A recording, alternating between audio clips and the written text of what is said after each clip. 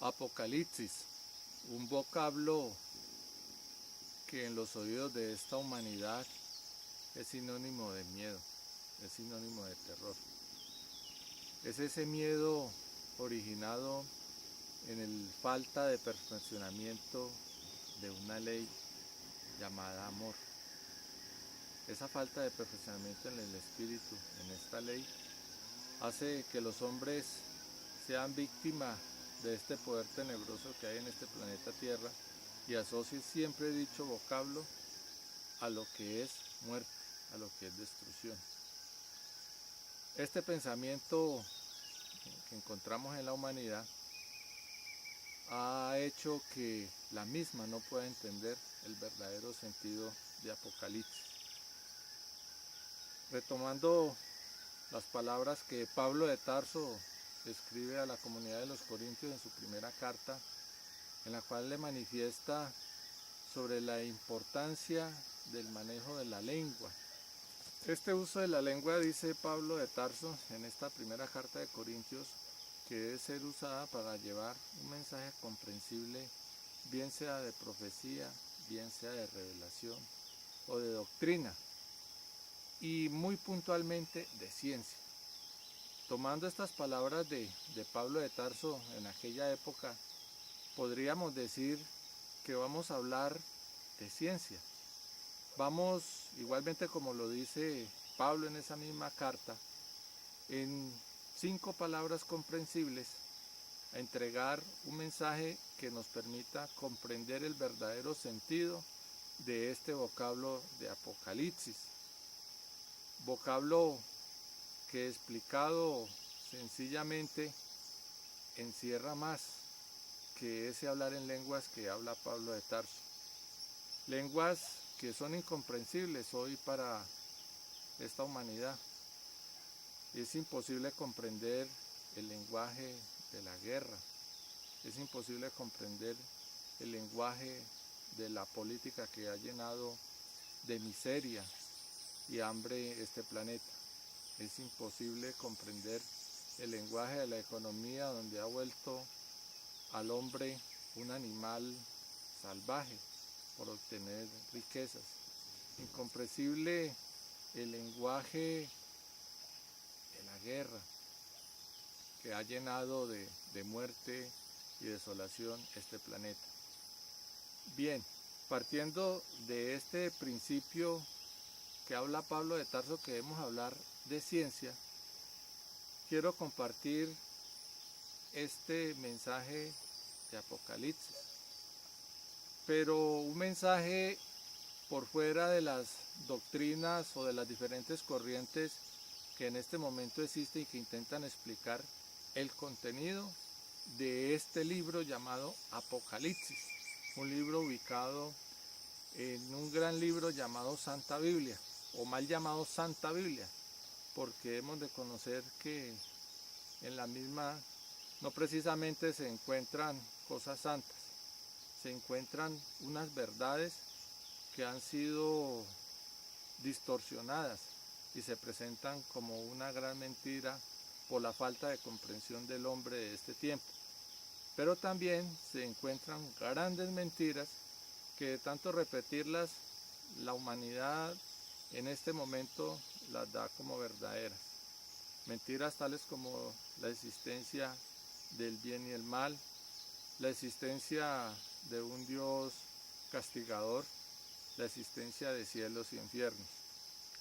Bajo esta óptica de ciencia debemos trabajar el significado del libro de Apocalipsis. Apocalipsis viene del griego apocalypsis, que significa revelación. Pero realmente, ¿qué es lo que está revelando este libro de Apocalipsis? Debemos dimensionar primero para comprenderlo en qué momento está ubicado este planeta o el hombre de este planeta. Este hombre desconoce que estamos ubicados en un escenario de guerra y como tal, en ese escenario de guerra y como hace parte de una confrontación bélica, se maneja información. esa información dentro de un campo del enemigo que es este planeta Tierra debe entregarse de una manera cifrada, de una manera que solamente se comprenda por los integrantes de ese ejército que lucha en favor de la luz. Ese mensaje que envía Apocalipsis toma unas herramientas que debemos identificar primero. Trabaja lo que se conoce como símbolos, como códigos y cifrados. ¿Qué es un símbolo? El símbolo, para poder comprenderlo, podríamos decir que son como las letras del alfabeto. Son imágenes que entran por los sentidos de los hombres, que percibe el cerebro, pero que no da una lectura real de lo que significan. Por ejemplo, las letras del alfabeto, cuando nosotros aprendemos en nuestra formación académica, comprendemos ese alfabeto de la A a la Z, pero no aprendemos a darle la combinación necesaria. A medida que vamos avanzando en esta formación académica, aprendemos a combinar esos diferentes símbolos. Cuando se aprenden a combinar estos diferentes símbolos, aparece entonces lo que es el código. El código es conocer la fuente y sobre todo conocer el destino de esa fuente, para qué sirve, cómo se aplica. Cuando nosotros ya empezamos a hacer esa asociación de letras, formamos palabras y esas palabras, una vez unidas, formamos oraciones que nos entregan un mensaje preciso de lo que se quiere transmitir. Entonces, el código es aprender nosotros para qué sirven estos símbolos, buscar lo que se llama el descifrado del mensaje y buscar un curso de aplicación. Para ese curso de acción debemos entrarnos en Apocalipsis y conocer que este libro revela cosas secretas o ignoradas por ese crecimiento espiritual del hombre y escondidas por las tinieblas. Debemos retomar lo que habla Pablo de Tarso en una de sus cartas a los tesalonicenses. En el capítulo 5, el versículo 21 de una de estas cartas, Pablo dice que debemos de examinarlo todo, debemos escudriñar todo y retener lo bueno. De este libro mal llamado santo, debemos entonces escudriñar tanto en él como en otros libros que están en diferentes partes del planeta, escudriñar lo que hay allí, lo que es valedero para un curso de acción. Curso de acción que está cifrado en diferentes documentos y que nunca han sido un secreto para el hombre, en el sentido de que han sido secretos porque el hombre ha renunciado a buscarlos, a investigarlos. Así como nos dice el libro de Eclesiastés, no hay nada nuevo bajo el sol. Podríamos decir entonces que el misterio es solamente la manifestación de la ignorancia del hombre. Una ignorancia que está en el saber quiénes somos nosotros como hombres. Realmente cuál es el designio que nosotros tenemos en este mundo o en este universo tan vasto, tan inimaginable. En ese camino de conocer realmente quién es el hombre, inteligencias mayores a quien el hombre dentro de su proceso ascensional ha llamado Dios, ha hecho esfuerzos en diferentes tiempos y en diferentes edades porque el hombre identifique el mensaje que le permita descubrir quién es. Es así que en diferentes culturas, en diferentes épocas y a través de diferentes medios, estas inteligencias mayores, a quien repito el hombre ha llamado Dios o ángeles o cosas parecidas, ha hecho ese esfuerzo. Encontramos así que en el libro de la Escala, un libro atribuido a Mahoma y en el cual él hace allí de primera persona y él sostiene una conversación con alguien que se llama el ángel Gabriel. Y el ángel Gabriel le dice allí que los nombres de todos los hombres, dices que los que han existido, los que existen ahora y los que existirán hasta el final del presente siglo, están escritos en una tabla. En este capítulo 7 del libro de la Escala encontramos la primera referencia de un libro, y dice que en ese libro están escritos los nombres de los hombres actuales, de los hombres que existieron y de los hombres que existirán. En otro libro, en el libro del Corán, perteneciente a aquella cultura musulmana, en el Sura 17, en el versículos 13 o 15, dice que el día de la resurrección le sacaremos una escritura que encontrará desenrollada. Y le dice allí en el libro del Corán que el hombre debe leer allí esa escritura que es autoría por el mismo hombre. Encontramos en un libro del zoroastrismo, el libro de Ardavira, que tiene una gran correspondencia también con el libro de la Divina Comedia de Dante Alighieri, el cual también tiene un mensaje y una interpretación que en otra oportunidad tendremos ocasión de compartir.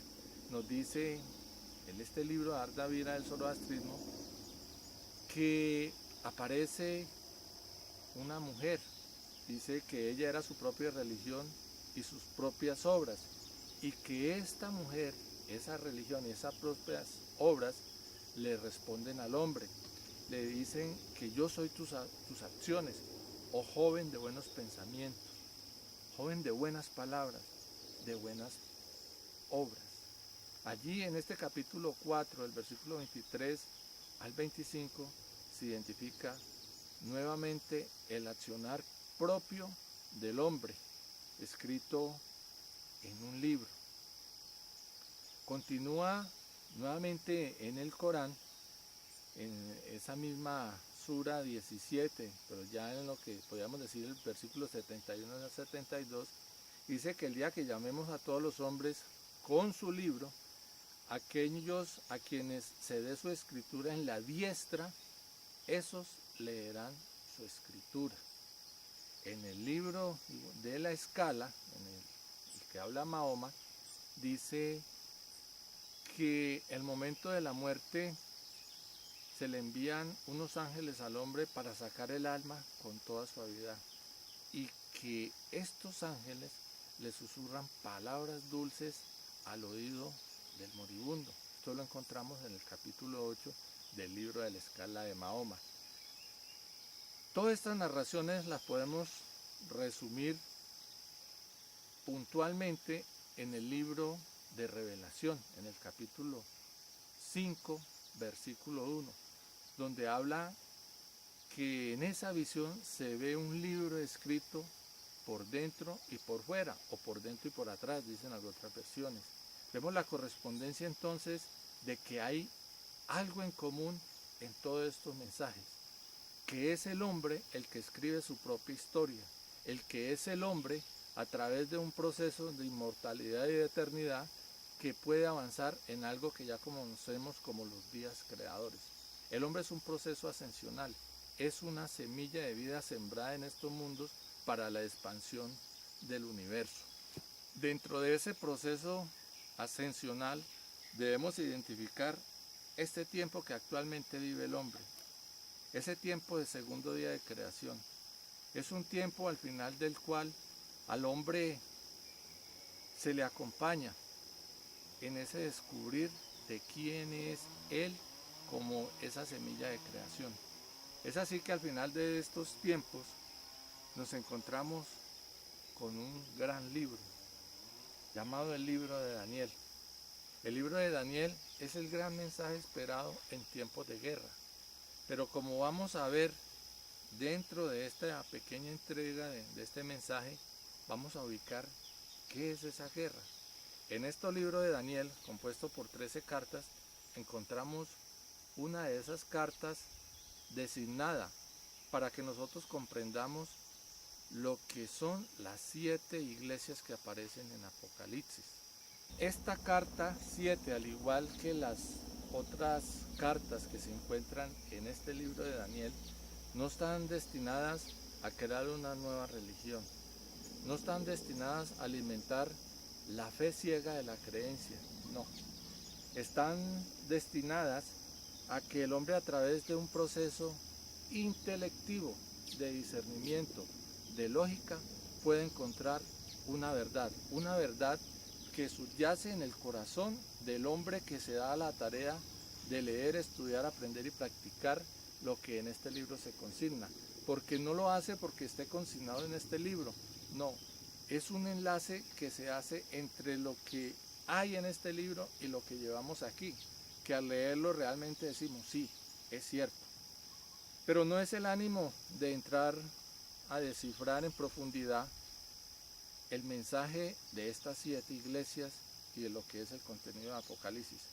Para ese efecto, yo les sugiero que vayan a esta página donde un mensajero en ese esfuerzo porque nosotros comprendamos quiénes somos nosotros, está entregando uno de esos primeros 72 cifrados que tiene el libro de Revelación.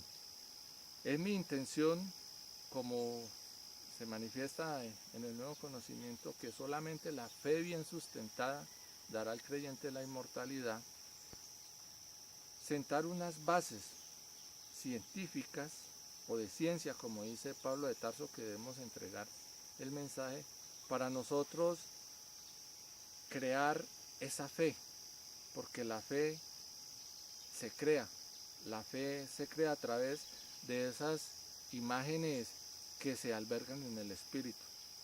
Ese conocimiento albergado en el espíritu es el que nos permite la inmortalidad. No es la creencia, no es la falsa fe. Vamos a entrarnos en el libro de Apocalipsis y, como les reitero, es entregar unas bases. Les sugiero nuevamente ir a esta página para comprender en profundidad lo que representa el mensaje de Apocalipsis o de revelación. El mensaje de revelación es entregado por mi señor anciano de días al discípulo conocido como Juan, allí en la isla de Patmos, pero también es esa voz que le habla al hombre de este tiempo y le dice, realmente lo que está consignado allí es verdadero, es lógico, es el propósito de la vida de nosotros los hombres de este planeta Tierra. Juan escucha esa voz que le dice que lleve un mensaje a las 7 iglesias. Y aquí aparece un primer componente para poder entender el libro de Revelación. ¿Qué es la iglesia? Debemos identificar este vocablo desde la antigüedad. Iglesia viene del griego eclesia. Este vocablo evoluciona y en el latín se denomina eclesia. Posteriormente al castellano se conoce como iglesia. ¿Qué era una iglesia en el griego helenístico de aquella época? Hemos de saber que ese llamado tiempo del helenismo fue una parte de la historia que se caracterizó por el florecimiento de la ciencia o de la llamada ciencia, de la cultura y de las artes en la Grecia de aquel tiempo. En aquel entonces el idioma evoluciona y aparece este término antes de la primera venida de Jesús, de mi señor anciano de días, y estaba referido como a una reunión que tenía un propósito. Escuchen bien, la iglesia de aquella época era la reunión de una comunidad para tratar asuntos de orden político. Es decir, cuando había algo que competía a este poder que gobierna el mundo, el político, se reunía la comunidad. Ejemplo de esta reunión, de esta eclesia, lo encontramos en el libro de Hechos de los Apóstoles. Allí en ese capítulo 19 se narra una historia sucedida en la ciudad de Éfeso. Se refiere al problema que suscitó la prédica de Pablo de Tarso, que está consignada en el libro también de Hechos 17:24, donde refiere que el Dios que hizo el mundo y todas las cosas que en él hay, no habita en templos hechos por mano humana.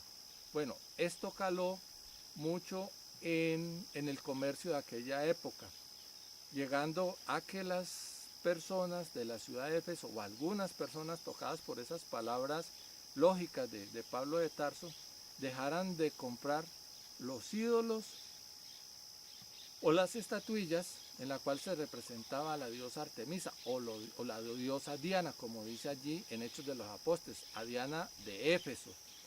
Esto se formó un gran problema, un gran conflicto a nivel social, porque está impactando la economía de los comerciantes de aquella época. Se reunieron allí en esa asamblea, como aparecen en algunos textos bíblicos, para ver qué iban a hacer al respecto del impacto de esta prédica de Pablo allí en la ciudad de Éfeso. Aparece allí un personaje que se levanta y dice que en medio de la iglesia que estaba confundida, ya en otras Biblias que han modernizado, desaparece el término iglesia de ese capítulo 19, del versículo 32 y 33, y aparece como asamblea. En medio de esta confusión que reinaba en esa iglesia, en esa eclesia, se levanta un hombre llamado Alejandro, un escribano, y llama a la cordura, toda vez que dicha reunión no había sido autorizada, no había llevado el conducto regular. Es igual hoy en día como se hace en el estamento político, donde se habla de las asambleas legislativas, donde las asambleas gubernamentales en las cuales se reúnen para tratar asuntos que competen dizque al pueblo. Vemos entonces cómo en esas cámaras legislativas que actualmente conforman el poder político se reúnen para tratar asuntos de orden económico, como el asunto de minas, el asunto de aguas, el asunto de comercio internacional, una serie de situaciones que atañen solamente al satisfacer las necesidades del cuerpo físico. Entonces la iglesia, como se manifiesta allí en este capítulo de Hechos de los Apóstoles, es solamente una reunión de personas para tratar asuntos de esta índole. En este tiempo encontramos una herramienta para profundizar un poco sobre estos libros que han llamado Sagradas Escrituras. Hace cerca de 1500 años se escribió el original de esta Biblia. Este documento se encontró en el año de 1860 más o menos en la península del Sinaí, allí en la frontera con Israel. Desde entonces estuvo guardado y en estos tiempos se distribuyó ese manuscrito llamado el Codex Sinaiticus. Este Codex Sinaiticus fue objeto de estudio por diferentes estudiosos de varios países del mundo. El resultado de este estudio fue consignado en una herramienta en internet que la podemos consultar. Allí podemos ver el original de los textos que hoy vemos en la Biblia, originales en copto, en hebreo, en arameo y en griego antiguo. Nosotros, utilizando esta herramienta, podemos observar que el término eclesia, original del griego, aparece muy puntualmente en este capítulo 1 del versículo 11 del libro de Apocalipsis. Y ahí dice puntual: escribe a las 7 eclesias. O sea, cuando se refiere en este sentido, ya conociendo lo que es iglesia, nos referimos a 7 comunidades que hacían reuniones periódicamente para tratar asuntos relacionados con el funcionamiento de esa sociedad. Bien, este Codex Sinaiticus Personalmente se lo apliqué a otros textos bíblicos y no aparece el término iglesia, como por ejemplo en aquella narración de Hechos de los Apóstoles en la cual se habla del accionar de Pablo de Tarso cuando perseguía a los primeros cristianos y dice que Pablo asolaba la iglesia. Pues bien, este término iglesia para el momento posterior a la muerte de mi señor anciano de Díaz no se conocía como de aplicación a la conformación de las personas o de los hombres que sintieron la doctrina de Jesús en su corazón. No. Se aplica allí a criterio de la persona que hace la transliteración de las lenguas y coloca el término iglesia. Igualmente en Hechos de los Apóstoles habla de que cuando se nombraron los ancianos en las iglesias, tampoco en ese texto aparece el término iglesia, porque ese término de iglesia no se aplica a este puñado de hombres que inicialmente sintieron el verdadero mensaje crístico en su corazón. Seguidamente en el versículo 12 de este primer capítulo del libro de Revelación aparece otra imagen, dice el candelero, que Juan se da la vuelta y ve que quien le habla es el que está en medio de los 7 candeleros. Debemos identificar qué es un candelero. El candelero es aquel utensilio de madera, de barro, otras veces de metal, utilizado para colocar una vela o un esperma. Ese candelero consiste en una vara vertical al final del cual hay una copa. En esa copa se coloca la vela y el esperma que se derrite va a esta copa. Por lógica, debemos identificar que la existencia o la razón de ser del candelero es por la vela. Si el candelero no tiene la vela, no tiene razón de ser. Es decir, la existencia de la vela determina el uso del candelero. Esto es importante tenerlo presente para la interpretación. En el Antiguo Testamento vemos cómo aparece un candelabro. El candelabro es diferente al candelero. El candelabro es una variación del candelero. ¿En qué sentido? Es una vara vertical o una base vertical, la cual presenta ramificaciones para 2 o más velas. En el Antiguo Testamento se habla de un candelabro compuesto de 7 copas o 7 tubitos verticales asidos a un solo madero. Es decir, este candelabro es diferente a los 7 candeleros de Apocalipsis. Ese candelabro es el que se conoce como la menorá judía. Ese candelabro es la representación de 7 entidades, de 7 energías luciferinas, las cuales son controladas por una entidad mayor. Ese candelabro o esa menorá judía que se describe en el libro de Éxodo 25, versículo 31, hace relación a esas 7 potestades luciferinas que gobiernan hoy el pensamiento del hombre terrestre. Estas 7 energías que gobiernan el pensamiento del hombre terrestre, que están allí en ese corazón del hombre, del planeta Tierra, es interpretada, digo yo, magistralmente por un poeta de 1870 más o menos, Constantinos Cavafis, que entre otras cosas también es de origen griego. Es un poeta el cual escribe un poema que se llama El Candelero y descifra puntualmente lo que es esta herramienta de control que es el candelabro.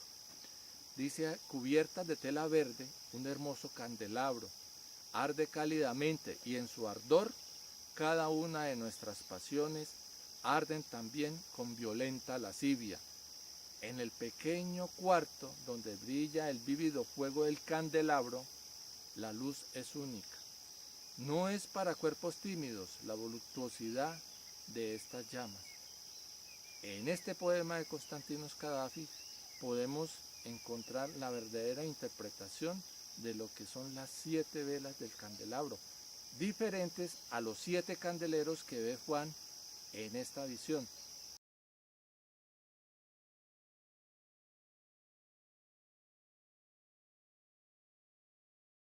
Condiciones de identidad, individualidad e independencia. Conociendo ya a profundidad lo que es el candelero y las iglesias, debemos conocer ya de manos del libro de Daniel y de las interpretaciones de este tiempo final, que esas 7 iglesias se refieren a 7 centros energéticos.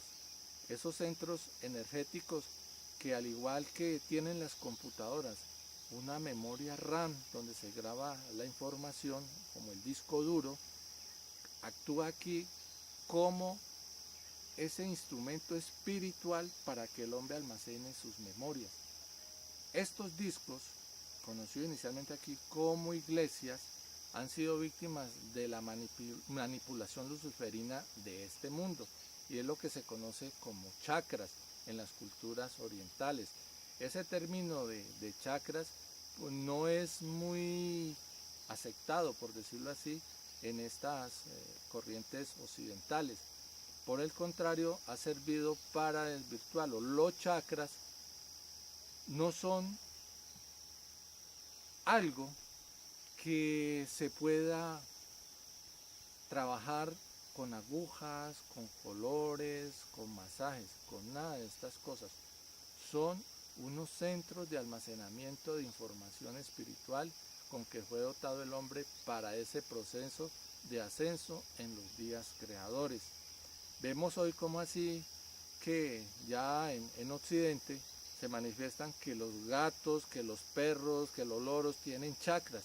Eso es falso, eso es criminal.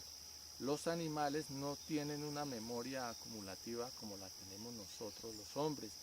Estos discos memoria, que así le vamos a llamar discos memorias o logosoles, o como aparecen más adelante templos de revelación, pero por una condición, son única y exclusivamente del hombre. Conocedores ya de la existencia del espíritu del hombre en estos 7 centros energéticos, continuamos descifrando o dando este soporte de cómo fue escrito Apocalipsis.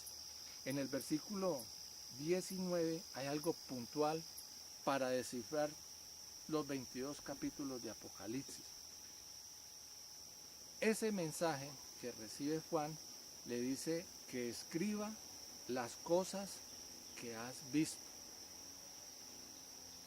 Después le dice que escriba las que son y posteriormente las que han de venir. Esto es importante para tener en cuenta en el desarrollo del descifrado de Apocalipsis, que como dije anteriormente lo pueden consultar o lo pueden escuchar en estas páginas del Sembrador. Señala 3 momentos. Le dice Juan que las cosas que has visto, y aparece aquí lo que conocemos como iglesia, es la condición actual, lo que ve Juan, lo que podemos ver en este momento en este planeta Tierra. Seríamos muy necios, muy obtusos en poder identificar una gran maldad en este planeta Tierra, ver el decaimiento espiritual, la condición de muerte, de atraso, de violación y de crimen que se vive en este planeta. Si nosotros, a la luz de la lógica, de la razón, no identificamos esto, podríamos decir que estamos menos que muertos. Debemos identificar aquí ese accionar, las que son. Las 7 iglesias es la condición actual del hombre terrestre. Vayan a Turquía o miren la información de Turquía donde se ubicaban estas 7 ciudades. Son ruinas. Conocemos aquí que esta inteligencia que asiste al hombre terrestre desde su corazón tomó mano de unos símbolos del pasado, del presente y del futuro para entregar este mensaje. Las ciudades de Éfeso, de Esmirna, de Pérgamo, de Tiatira, de Sardis, de Filadelfia y la Odisea hoy son solo ruinas. Es el símbolo para decirle a Juan que vea lo que hoy se ve en el hombre terrestre: decrepitud y ruina. Por eso dice, escribe a las 7 iglesias. La condición primera que nosotros tenemos que identificar dentro de lo que nosotros consideramos como vida. Vidas de por sí miserables que con el transcurso de la misma están acompañadas de enfermedad, de tristeza, de muerte, de pasiones, de emociones. Si el hombre se detiene a pensar en este primer momento que habla el versículo 19 del capítulo 1 del libro de Revelación, identificará en las ruinas de estas ciudades lo que hoy es Turquía, su propia condición, pero también con lo manifestado en el versículo 20 de este primer capítulo, identificará las que son, que las 7 estrellas es el brillo que alcanzan estos centros energéticos por un trabajo, por un conocimiento aplicado en el mismo hombre. Ese brillo se refleja en un nuevo espíritu y un nuevo cuerpo que le permite avanzar en los días creadores. Una vez alcanzado este resplandor, alcanza una medida de ángel. Entendido los templos como los sitios donde se adora esta deidad, se entiende así que estos ángeles moran allí en lo que otrora se conociera como iglesias y que ya pasan a convertirse en templos, tomando lo manifestado por Mateo en 5, versículo 15, el cual dice que no se prende una luz y se coloca bajo el almud, sino que se coloca en el candelero. Esos candeleros son los días de creación creados por el anciano de los días, que son preexistentes en estas 7 iglesias que ostenta el hombre de este segundo día de creación.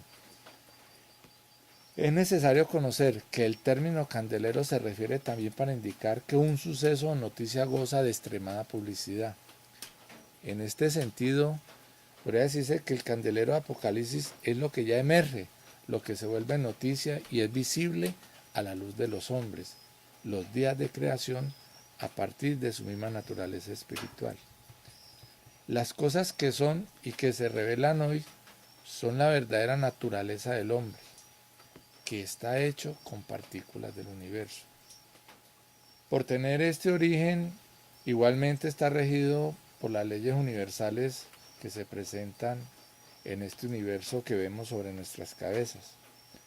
Para ese efecto, esta inteligencia deja un símbolo que no se sujeta a capricho, parecer o las cosas curiosas de la ciencia. Las estrellas conocidas como las Pléyades. Hemos de identificar que en este sistema de estrellas integrado por 7 soles, al ubicarse un punto de observación por encima de este sistema, es decir, diferente al punto de observación terrestre, se obtiene una perspectiva donde se invierte la alineación de las Pléyades, y comienza a asemejarse a la posición de las 7 ciudades en el mapa de Asia Menor. Si reemplazamos además en este diagrama al Sol de esta constelación, o sea, su principal estrella, que es Alción, por la posición que ocupaba con respecto suyo nuestro sistema solar en esa época de revelación de este libro, se hallará que esta corresponde a una formación completamente similar a la ubicación de las 7 ciudades donde estaban las 7 iglesias de Asia Menor. Es decir, se presenta una correspondencia en esta ubicación geográfica con la ubicación astronómica que se presentaba para esa fecha. Las cosas que le dice allí que han de ser después de esta, igualmente marcan el tiempo en que el hombre se sujeta a estas leyes del universo. es esa distorsionada sincronización solar que los terrestres han sujetado al calendario gregoriano. Esto por desconocer el calendario de los 7 días de creación. Es la sincronización de que habla el pueblo maya y que no es más cómo el hombre sincroniza estos 7 templos que fueron iglesias y que hoy son logosoles, o sea, pensamientos del sol, soles alrededor de los cuales giran en perfecta cohesión, no por gravitación. Giran 72.000 billones de partículas de luces que se encuentran en nuestras células humanas. Las cosas que han de ser se presenta a cada hombre como el regente de su propio universo. Ya esto lo identifica Pablo de Tarso en la primera carta que escribe a los Corintios, cuando manifiesta de los tipos de cuerpo por los cuales transitan los hombres de este planeta. Allí, en esta carta, Pablo le escribe a los Corintios que hay cuerpos celestiales y hay cuerpos terrenales. Esos cuerpos terrenales son los que ostentamos los hombres en este tiempo, el cierre del segundo día de creación. Y dice aquí que una es la gloria del sol y otra la gloria de la luna y otra la gloria de las estrellas. Pues una estrella dice que es diferente en gloria de la una a la otra. Conocedores de estos sencillos elementos tomados como símbolos para transmitir esta revelación del libro de Apocalipsis, se debe conocer el de por qué se toman estas ciudades del Asia Menor, que brillaron por su desarrollo cultural e intelectivo, como símbolos para identificar la decrepitud espiritual que vive esta humanidad actual.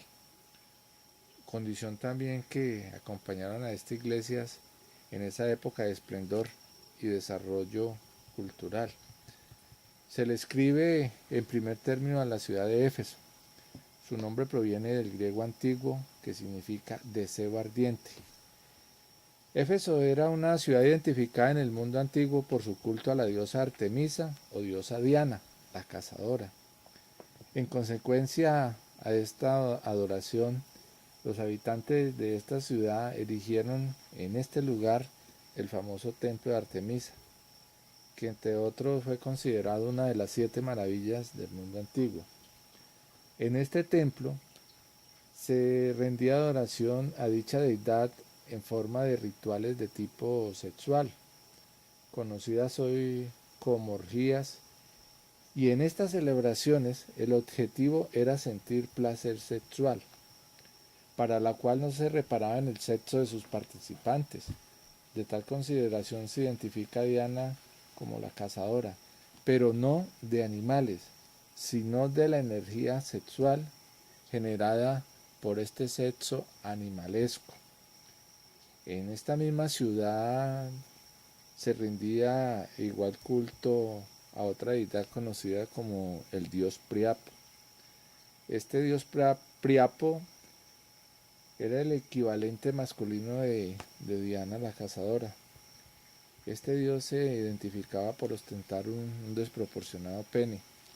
La estatua principal de este dios Priapo se encontró en excavaciones en una edificación que era un templo de adoración conocido como el burdel. Estas dos deidades que distorsionan las energías del varón y la hembra eran el modelo de los placeres de la vida a través del sexo.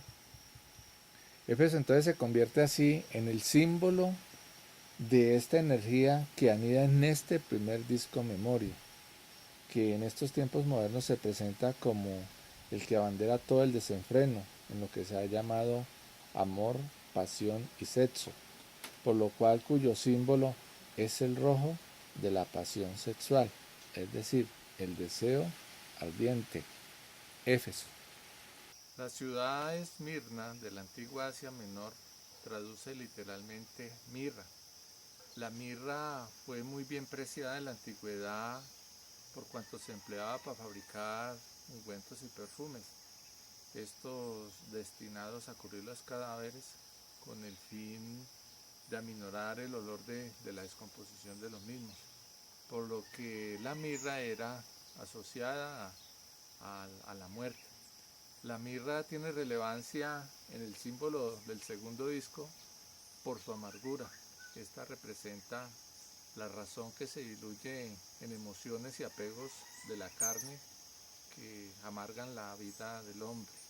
Pérgamo se destacó en la antigüedad por el altar de Pérgamo, un monumento religioso de la época helenística en el cual se representaba una gigantomaquia. La gigantomaquia describía la batalla mítica entre los dioses griegos de la época y los gigantes rebeldes hijos de la madre tierra. En esta gran acrópolis se albergaba en este monumento el altar a Zeus. Hemos de conocer que este es uno de los 72 nombres de Yahweh, Jehová, Lucifer, Júpiter, dioses que reemplazaron la verdadera imagen del Padre.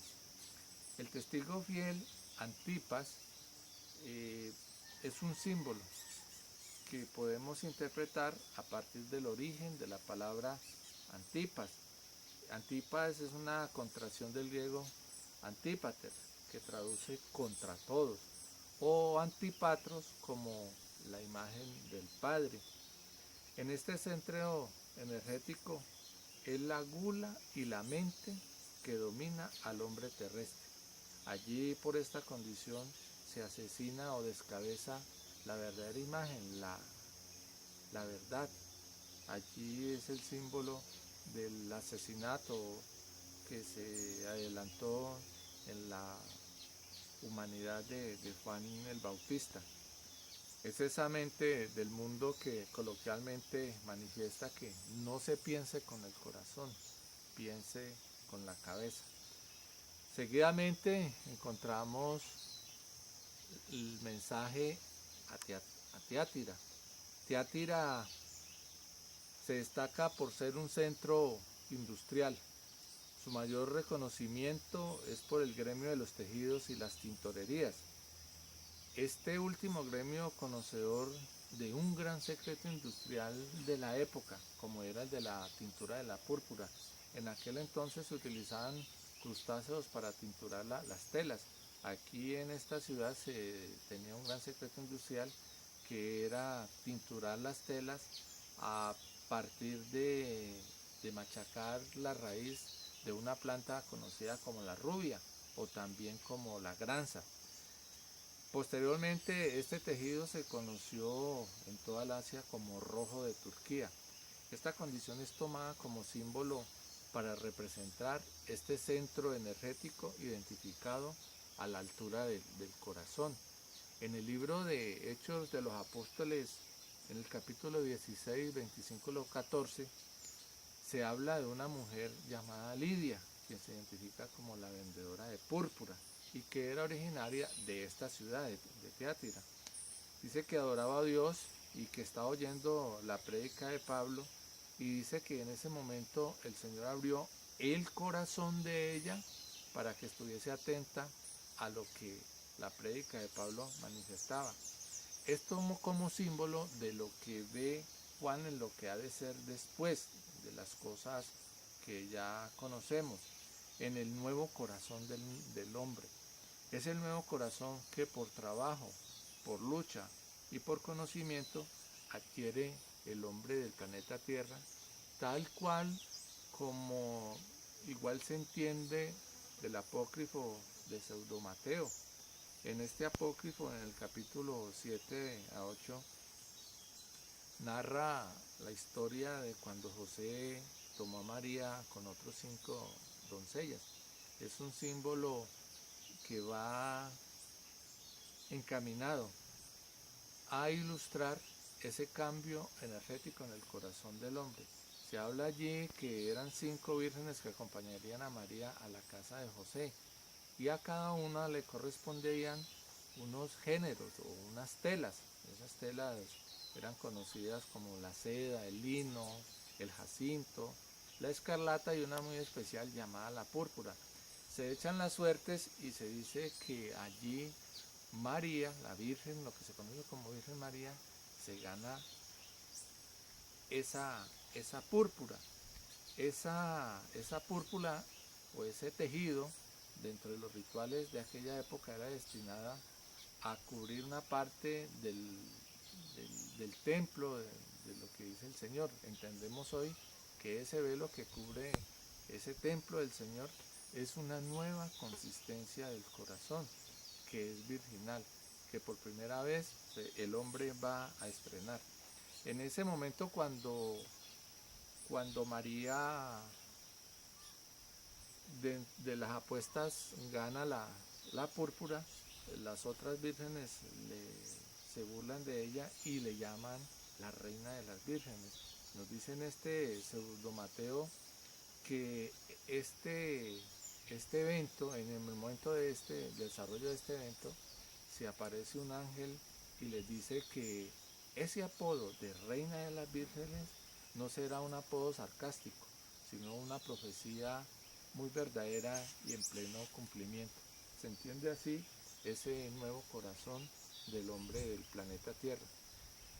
Tiatira significa también torre alta o fortificada, ilustrando ese centro energético en la fuerza del corazón por la unión con el Padre Creador, igualmente como ilustra Jesús cuando se enfrenta a la sinagoga y le dice que él es de los reinos de arriba, de esta parte. Aquí, en esta parte, en el corazón, se aloja la fuerza crística, la fuerza del Padre.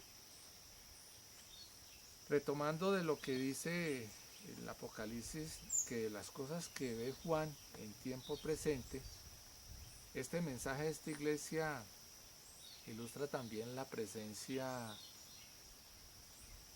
de una mujer llamada Jezabel. Hemos de conocer que en aquel tiempo, en esta ciudad de Tiatira, se encontraba un culto a una deidad llamada Zambate. El culto a Zambate se conoce que era una variante del culto a Baal, que en aquella época adelantaba la sacerdotisa Jezabel, que era la esposa del rey Acab de la Israel de la época. Pero igual culto se adelanta en estos momentos allí en esta perversa nación. Esto representa la invasión de la menorá judía o el candelabro de las 7 flamas o luces de Lucifer.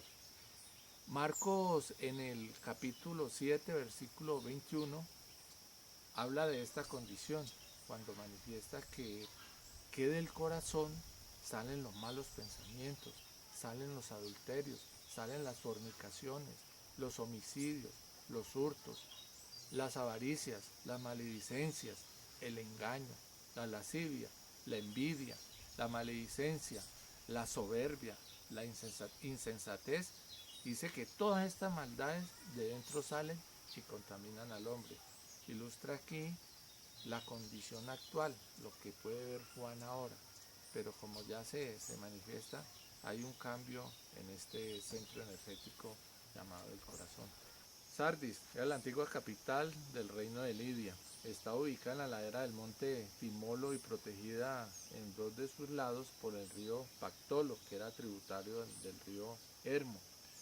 Se dice que la ciudad original fue edificada totalmente sobre una colina y que estaba provista de fuertes muros protectores. Era una ciudad protegida por la topografía. Estaba construida a unos 500 metros sobre el valle y era rodeado por altos riscos de roca por 3 partes. Dice que solo el lado sur de la ciudad estaba abierto y allí estaba localizada la puerta de la ciudad. O sea que para entrar o salir de la puerta de la ciudad solamente se hacía por una puerta. Por esto se consideraba impenetrable. Esa impenetrabilidad Dios le hizo sentirse seguros y protegidos a sus habitantes. El problema es que en una oportunidad se confiaron y en 2 ocasiones esta ciudad fue conquistada cuando descuidaron esa única entrada. Dice que los guardias se durmieron y los enemigos pudieron entrar sin ni siquiera dar batalla. Esta ubicación y esta historia de la ciudad está tomada como símbolo para comprender la función de este centro energético. Sardis, el vigilante. Filadelfia fue una ciudad interior del Asia Menor Occidental, sobre el río Cógamos, un tributario del Hermus. Esta ciudad fue fundada por Atalo II, quien la llamó Filadelfia, que significa amor fraternal. Esto como una indicación de su lealtad por su hermano mayor, llamado Eumenes II, o conocido como Filadelfo de Pérgamo, quien lo había presidido en el trono de Pérgamo. Esta historia y este nombre es tomado como símbolo para representar las dos fuerzas que dominan la construcción material. Esas fuerzas conocidas como Ida y Píngala, pero no es esas Ida y Píngala utilizada en la metafísica, no. Su aplicación es totalmente diferente. Se entiende aquí entonces como esas dos fuerzas, esos dos hermanos que convergen hasta este centro energético. La Odisea se reconoce como la ciudad más rica de entre las ciudades citadas hasta este momento. Es referenciada con mucha anterioridad a la era cristiana por autores como Cicerón, Plinio Pomponio Melia, quienes la referencian de su gran producción artesanal y actividades mercantiles, lo que le permitieron destacarse como una de las ciudades más ricas. Su nombre proviene del griego laos, que traduce muchedumbre. Es tomada para identificar este disco memoria, el de los 1000 pétalos de conocimiento adquirido, el conocimiento de la riqueza material o de la riqueza espiritual. Ya para finalizar este pequeño compartir sobre la estructura y el contenido del libro de revelación, me queda un último símbolo que aparece allí: las copas de la ira. Esas copas de la ira, como símbolo, las podemos encontrar en la estructura del cráneo, la estructura que simboliza el pensamiento. Es ese nuevo pensamiento que ilumina estos templos de revelación, que a diferencia de ese Dios tenebroso, iracundo y vengativo contra el hombre terrestre, en una acción de ira, que para la aplicación de Apocalipsis se refiere a movimiento, acción.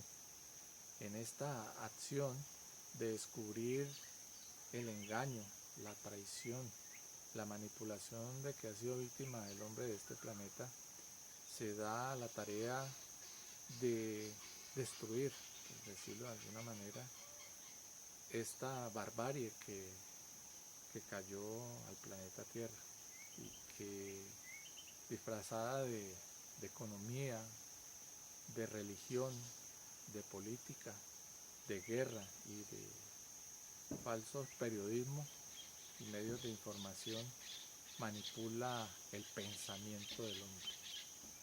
Es esa ira que hoy sentimos muchos hombres por todas las cosas por fuera de la lógica, por fuera de la vida que en un momento determinado hemos hecho.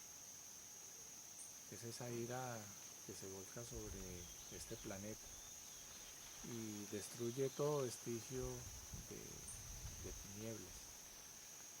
El hombre que no hace cambio en estas copas, en este pensamiento, muy seguramente irá a presenciar este mundo destruyéndose. Verá los elementos accionando en contra de las grandes ciudades.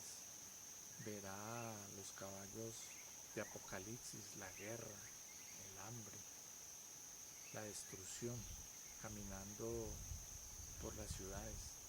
Verá también el accionar de la gran bestia, jalonando engaño a través de su ofrecimiento material de un mejor mañana.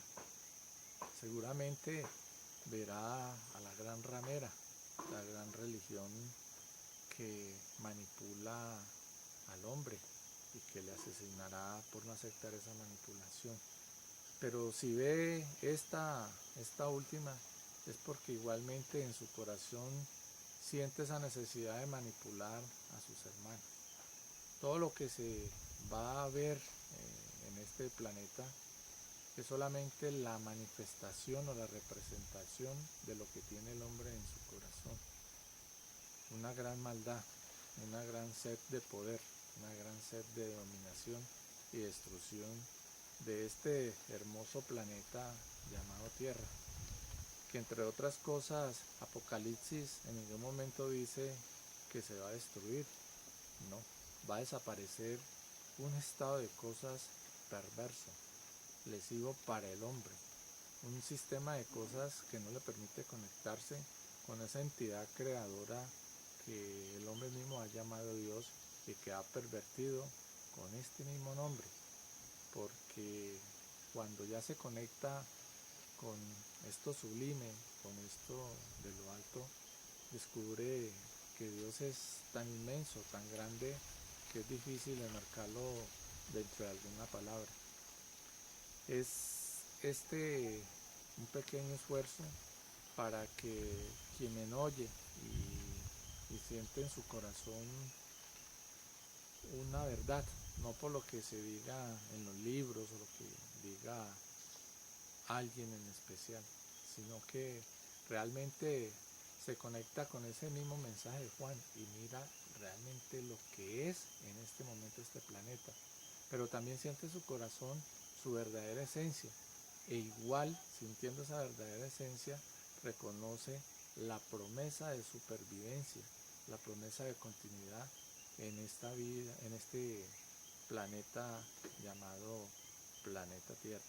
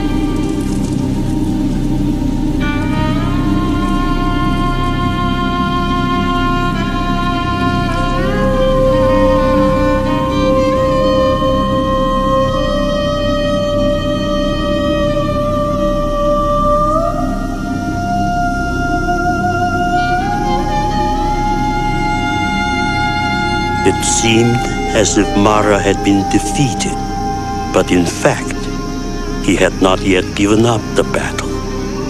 Now he attacked again.